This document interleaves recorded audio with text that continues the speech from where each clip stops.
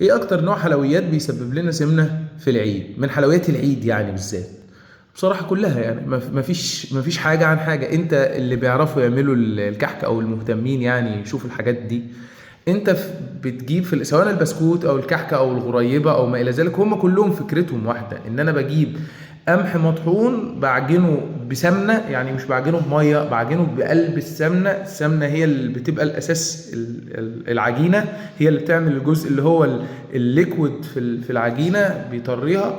فيعني انت واكل سمنه، انت واكل سمنه بيور، مع يعني مع قمح، مع سكر، مع يعني كلهم بنفس الطريقه. بتختلف. انا اعتقادي انه الكحك طبعا بيبقى فيه اكبر كميه من السمنه، عشان كده بيبقى بايش كده ودايب، عكس البسكوت بيبقى فيه سمنه برضو كتير، ولكن يعني بتبقى اقل نوعا ما.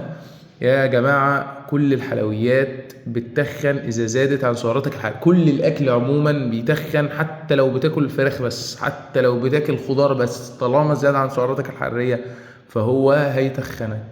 فالاعتدال، ولازم كلنا نحسب سعراتنا الحرارية. أنا عارف إن ده يعني ضرب من الخيال، ولكن هو دي يعني الطريقة الوحيدة، هو ده الطريقة الوحيدة.